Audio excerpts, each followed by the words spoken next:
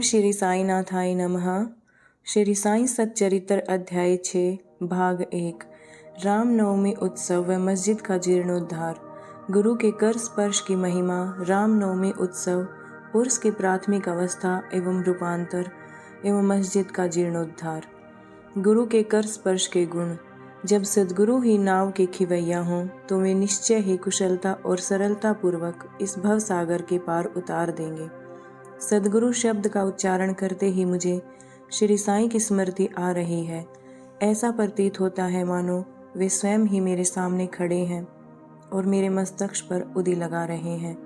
देखो, वे अपना वरद हस्त उठाकर मेरे मस्तक पर रख रहे हैं।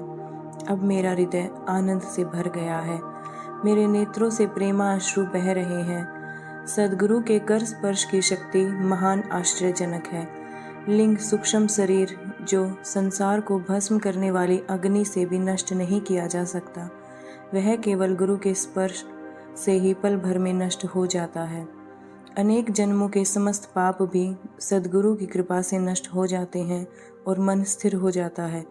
श्री साईं बाबा के मनोहर रूप के दर्शन कर कंठ प्रफुल्लता से रुंध जाता है और आंखों से अश्रुधारा प्रवाहित होने लगती है। और जब हृदय भावनाओं से भर जाता है तब सोहम भाव की जागृति होकर आत्मा अनुभव के आनंद का आभास होने लगता है।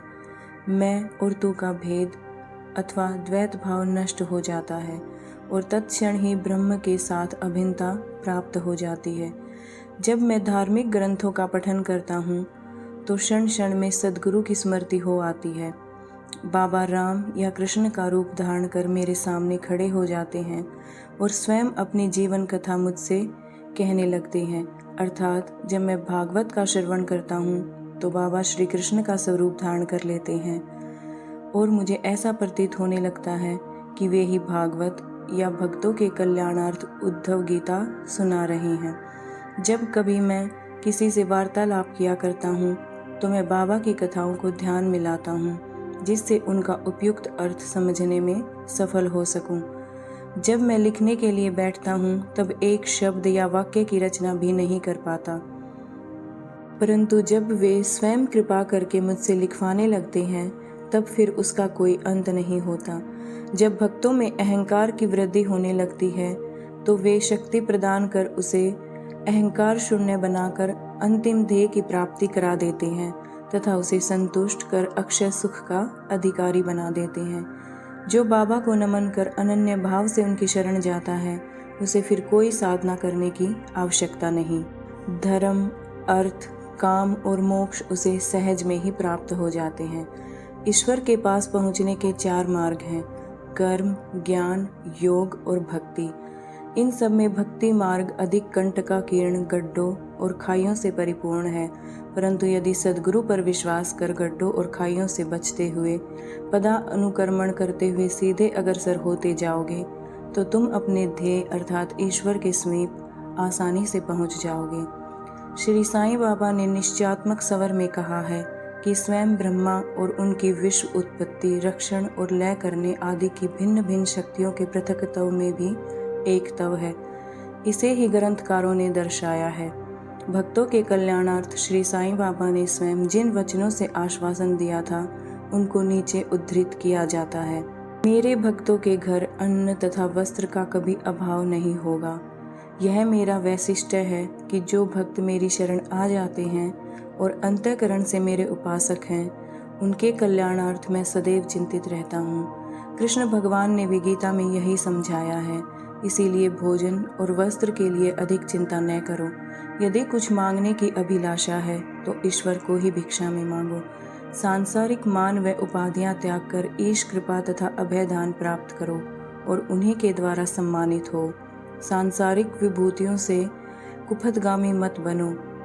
अपने इष्ट को दृढ़ता से पकड़े रहो। समस्त इंद्रियों और मन को ईश्वर चिंतन में प्रवृत्त रखो। किसी पदार्थ से आकर्षित न हो।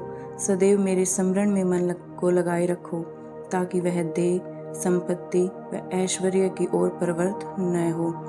तब चित्त स्थिर, शांत व निर्भय हो जाएगा।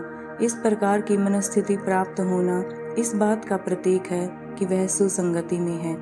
यदि चित्त की चंचलता नष्ट न हुई तो उसे एकाग्र नहीं किया जा सकता। बाबा के उपरोक्त को उद्धृत कर ग्रंथकार शिरडी के रामनवमी उत्सव का वर्णन करता है। शिरडी में मनाए जाने वाले उत्सवों में रामनवमी अधिक धूमधाम से मनाई जाती है। अतएव इस उत्सव का पूर्ण विवरण जैसा कि साईं लीला पत्रिका 1925 के पृष्ठ 197 पर प्रकाशित हुआ था, यहाँ संक्षेप में दिया जाता है। प्रारंभ। कोपर गांव में श्री गोपाल राव गुंड नाम के एक इंस्पेक्टर थे। वे बाबा के परम भक्त थे। उनकी 3 स्त्रियां थीं, परंतु एक के भी संतान न थी। श्री साईं बाबा की कृपा से उन्हें एक पुत्र रतन की प्राप्ति हुई। इस हर्ष के उपलक्ष्य में सन 1897 में उन्हें विचार आया कि शिरडी में मेला अथवा उर्स भरवाना चाहिए। उन्होंने यह विचार शिरडी के अन्य भक्त तात्या पाटिल, दादा कोते पाटिल और माधवराव के समक्ष विचारणार्थ प्रकट किया। उन सभी को यह विचार अति रुचिकर प्रतीत हुआ तथा उन्हें बाबा की भी स्वीकृति और आश्वासन प्राप्त हो गया। उर्स अथवा मेला भरने के लिए सरकारी आज्ञा आवश्यक थी, इसीलिए एक प्रार्थना पत्र कलेक्टर के पास भेजा गया, परंतु ग्राम कुलकर्णी पटवारी के आपत्ति उठाने के कारण स्वीकृति प्राप्त न हो सकी। परंतु बाबा का आश्वासन तो प्राप्त हो ही चुका था, अतः पुनः प्रयत्न करने पर स्वीकृति प्राप्त हो गई। बाबा की अनुमति से रामनवमी के दिन उर्स भरना निश्चित हुआ। ऐसा प्रतीत होता है कि कुछ निष्कर्ष ध्यान में रखकर ही उन्होंने ऐसी आज्ञा दी, अर्थात उर्स व रामनवमी के उत्सवों का एकीकरण तथा हिंदू मुस्लिम एकता, जो भविष्य की घटनाओं से ही स्पष्ट है कि यह ध्येय पूर्ण रूप से सफल हुआ। प्रथम बाधा तो किसी प्रकार हल हुई। अब द्वितीय कठिनाई जल के अभाव की उपस्थित हुई। शिरडी तो एक छोटा सा ग्राम था और पूर्व काल से ही वहाँ जल का अभाव बना रहता था। गांव में केवल 2 ही कुएं थे, जिनमें से एक तो पराई सूख जाया करता था और दूसरे का पानी खारा था। बाबा ने उसमें फूल डालकर उसके खारे जल को मीठा बना दिया, लेकिन एक कुएं का जल कितने ही लोगों को पर्याप्त हो सकता था। इसीलिए तात्या पाटिल ने बाहर से जल मंगवाने का प्रबंध किया। लकड़ी व बांसों की कच्ची दुकानें बनाई गई तथा कुश्तियों का भी आयोजन किया गया। गोपाल राव गुंड के एक मित्र दामू अन्ना कासार अहमदनगर में रहते थे। वे भी संतानहीन होने के कारण दुखी थे। श्री साईं बाबा की कृपा से उन्हें भी एक पुत्र रतन की प्राप्ति हुई थी। श्री गुंड ने उनसे एक ध्वज देने को कहा। एक ध्वज जागीरदार श्री नाना साहिब निमोणकर ने भी दिया। ये दोनों ध्वज बड़े समारोह के साथ गांव में से निकाले गए और अंत में उन्हें मस्जिद, जिसे बाबा द्वारका माई के नाम से पुकारते थे, उसके कोनों पर फहरा दिया गया। यह कार्यक्रम अभी पूर्ववत ही चल रहा है। चंदन समारोह। इस मेले में एक अन्य कार्यक्रम का भी श्री गणेश हुआ, जो चंदनोत्सव के नाम से प्रसिद्ध है। यह कोहरल के एक मुस्लिम भक्त श्री अमीर शक्कर दलाल के मस्तिष्क की सूझ थी। प्राय इस प्रकार का उत्सव सिद्ध मुस्लिम संतों के सम्मान में ही किया जाता है। बहुत सा चंदन घिसकर बहुत सी चंदन धूप थालियों में भरी जाती है तथा लोबान जलाते हैं और अंत में उन्हें मस्जिद में पहुंचाकर जुलूस समाप्त हो जाता है। थालियों का चंदन और धूप नीम पर और मस्जिद की दीवारों पर डाल दिया जाता है। इस उत्सव का प्रबंध प्रथम 3 वर्ष तक श्री अमीर शक्कर ने किया और उनके पश्चात उनकी धर्मपत्नी ने किया। इस प्रकार हिंदुओं द्वारा ध्वज व मुसलमानों के द्वारा चंदन का जुलूस एक साथ चलने लगा और अभी तक उसी तरह चल रहा है। प्रबंध। रामनवमी के दिन श्री साईं बाबा के भक्तों को अत्यंत ही प्रिय और पवित्र है। कार्य करने के लिए बहुत से स्वयं सेवक तैयार हो जाते थे और वे मेले के प्रबंध में सक्रिय भाग लेते थे। बाहर के समस्त कार्यों का भार तात्या पाटिल और भीतर के कार्यों को श्री साईं बाबा की एक परम भक्त महिला राधा कृष्ण माई की सहमति से होते थे। इस अवसर पर उनका निवास स्थान अतिथियों से परिपूर्ण रहता और उन्हें सब लोगों की आवश्यकताओं का भी ध्यान रखना पड़ता था। साथ ही वे मेले की समस्त आवश्यक वस्तुओं का भी प्रबंध करती थी। दूसरा कार्य जो वे स्वयं खुशी से किया करती थी वह था मस्जिद की सफाई करना, चूना पोतना आदि। मस्जिद की फर्श तथा दीवारें निरंतर धूनी जलने के कारण काली पड़ जाती थी।